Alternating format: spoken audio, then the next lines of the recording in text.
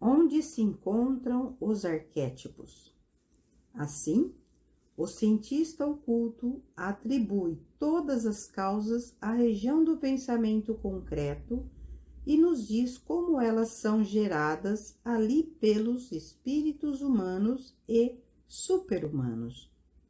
Recordando que os arquétipos criadores de todas as coisas que vemos no mundo visível encontram-se no mundo do pensamento, que é o reino do som. Estamos preparados para compreender que as forças arquetípicas estão constantemente agindo por meio desses arquétipos, que então emitem certo tom, ou quando vários deles se agrupam para criar uma espécie de forma vegetal, animal ou humana, momento em que os diferentes sons se fundem em um grande coro. Esse tom ou coro é, conforme o caso, a nota-chave da forma assim criada, e enquanto isso vibra, a forma ou a espécie perdura, quando ela cessar, também a única forma morre ou a espécie desaparece. Uma confusão de sons não é música, do mesmo modo que muitas palavras juntas ao acaso não formam uma sentença, mas o som rítmico ordenado é o construtor de tudo o que existe, conforme diz São João nos primeiros versículos de seu Evangelho. No princípio era o Verbo, e sem ele nada foi feito. Também diz que o Verbo se fez carne.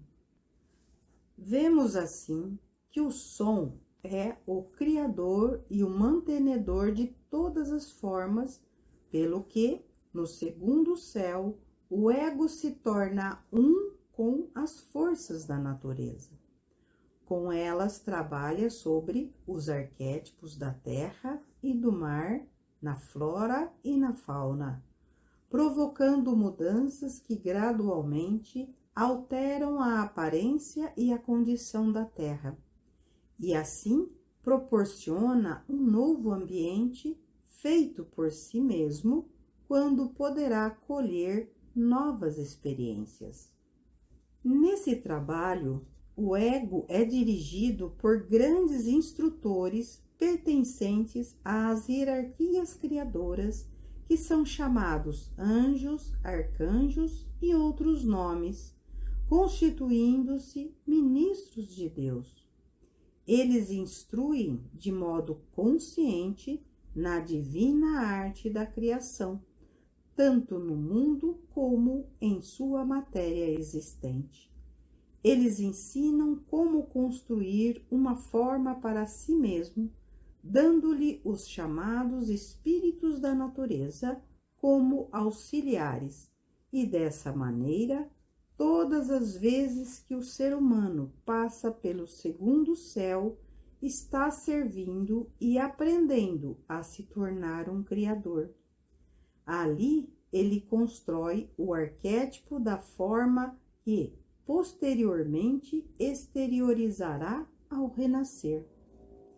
Do livro O Cristianismo Rosa Cruz, Conferência 6, Vida e Atividade no Céu. Max Heidel, Fraternidade Rosa Cruz. Examinando mais minuciosamente as diversas divisões da região do pensamento concreto, constatamos que os arquétipos das formas físicas, não importam a qual reino elas pertençam, encontram-se na sua subdivisão mais inferior, ou seja, na região continental. Nessa região continental estão também os arquétipos dos continentes e das ilhas do mundo, os quais são moldados de acordo com esses arquétipos. As modificações da crosta terrestre devem produzir-se primeiramente na região continental, Enquanto o arquétipo modelo não for modificado, as inteligências que, para encobrir a nossa ignorância, denominamos leis da natureza, não podem produzir as condições físicas que alteram a conformação da Terra e que são determinadas pelas hierarquias que dirigem a evolução. Essas planejam as mudanças como o arquiteto projeta as alterações num edifício, antes que os operários lhe deem expressão concreta. Da mesma forma, efetuam-se mudanças na flora e na fauna devido às metamorfoses dos respectivos arquétipos. Quando falamos dos arquétipos de todas as diferentes formas do mundo físico, não devemos julgar que esses arquétipos sejam simples modelos, no mesmo sentido em que falamos de um objeto feito em miniatura ou feito de outro material diferente do apropriado ao seu uso final. Não são simples semelhanças nem modelos das formas que vemos em torno de nós, mas são arquétipos criadores, isto é, modelam as formas do mundo físico à sua própria semelhança ou semelhanças, porque, frequentemente, muitos trabalham em conjunto para produzir certa espécie, cada arquétipo dando de si mesmo a parte necessária para a construção da forma requerida. A segunda subdivisão da região do pensamento concreto denomina-se região oceânica. Poderia ser mais bem descrita como vitalidade fluente e pulsante. Todas as forças que atuam pelos 4 éteres que constituem a região etérica são vistas aqui como arquétipos. É uma corrente de vida que flui através de todas as formas, assim como o sangue circula pelo corpo, a mesma vida em todas as formas. Nessa região, o clarividente treinado pode comprovar quanto é verdade que toda a vida é una.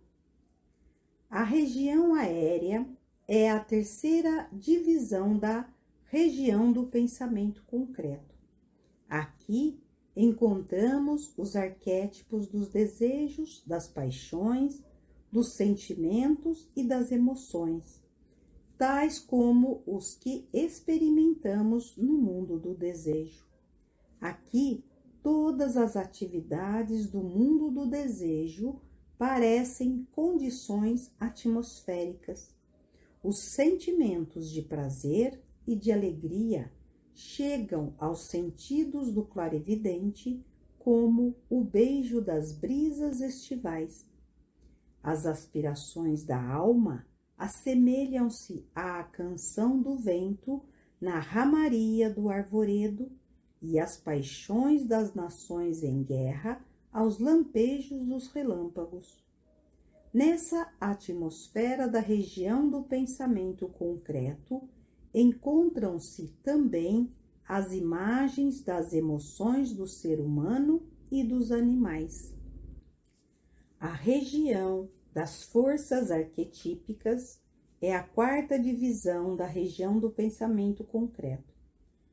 É a região central e a mais importante dos 5 mundos onde se efetua a evolução total do ser humano. De um lado dessa região estão as 3 regiões superiores do mundo do pensamento, mais o mundo do espírito de vida e o mundo do espírito divino. No lado oposto desta região de forças arquetípicas estão as 3 regiões inferiores do mundo do pensamento, mais o mundo do desejo e o mundo físico. Portanto, essa região torna-se uma espécie de cruz, limitada de um lado pelos reinos do espírito e do outro pelos mundos da forma. É o ponto focal por onde o espírito se reflete na matéria. Como seu nome indica, essa região é o lar das forças arquetípicas que dirigem a atividade dos arquétipos na região do pensamento concreto. Dessa região é que o espírito trabalha na matéria de maneira formativa. O diagrama 1 demonstra essa ideia em forma esquemática. As formas nos mundos inferiores sendo reflexos do espírito nos mundos superiores. A quinta região, que é a mais próxima do ponto focal pelo lado do espírito, reflete-se na terceira região, a mais próxima do ponto focal pelo lado da forma. A sexta região reflete-se na segunda e a sétima na primeira. Do livro Conceito Rosa Cruz do Cosmos, Os Mundos Visível e Invisíveis, O Mundo do Pensamento, Max Heidel, Fraternidade Rosa Cruz. O suicida que procurou fugir da vida apenas descobre que está mais vivo do que nunca e que se encontra na mais lastimável condição.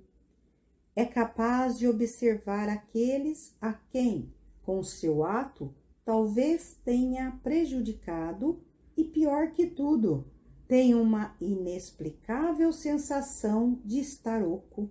A parte da aura ovoide, que geralmente contém o corpo denso, está vazia, e ainda que o corpo de desejos tenha tomado a forma do corpo denso descartado, ele se sente como uma concha vazia, pois o arquétipo criador do corpo persiste, por assim dizer, como um molde vazio na região do pensamento concreto por tanto tempo quanto deveria viver o corpo denso.